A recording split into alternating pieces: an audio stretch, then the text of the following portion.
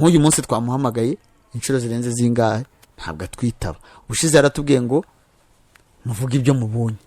Ati se tuvuge ko ntacyo ufite cyo kuvuga, ati mubwire ko ntacyo ufite cyo kuvuga.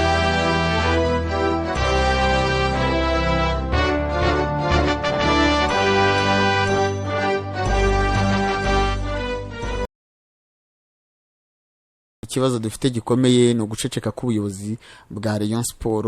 Ntibanyomoza cyangwa se ngo bagaragaze, cyangwa se baraceceka gusa. Naho bamucuruzi nka Muvunyi ntabwo yaguha miliyoni 10 utamwereka ukuntu uzayamusubiza. Ariko natwe abafana ntacyo dukora kugira ngo ikipe ibeho, wenda turisakuriza gusa. Ariko guceceka k'ubuyobozi sibyo. Avuye hanze gushakira ikipe ubufatanye, ariko ntiyigeze abwira abafana uko cyangwa se uko ibyo yari yagiyemo. That's a point. Icyo bifitiye ekipe akamaro yaraje araceceka gusa.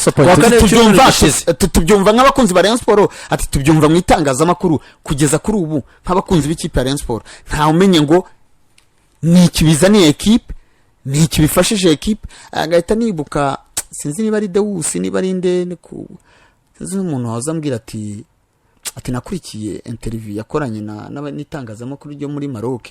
Ati hafi minota nka 10 n'ingahe uri kuvuga utaramentioningamo na group uhagarariye cyangwa association uhagarariye, utaranavuga association uhagarariye yariyo icyo bizungukiramo. Ati kubutana mentioning izina Rayon Sport, ati ahubwo urimo uri nyine ukumva ni ibintu ubuyobozi bufite bwagize ibyabwo, ariko utagira wagira ngo ni nk'iby'ikipe nka AS Kigali cyangwa Police. Kuko icyambere ufite nka AS Kigali imishinga nk'iyo urayijyana urayigaragariza nde? Nta bakunzi. Abakunzi bayo turabazi bayese. Abagomba guhereza report n'abayobozi b'umujyi.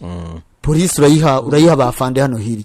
Uzi ariko uraje biracecetse. Erega umukunzi wa Rayon Sport azamenya gute ko ubwo bufatanye buna wenda abyumva mu itangazamakuru nk'uko tubitangaza. Natwe na makuru tuba twashakishije.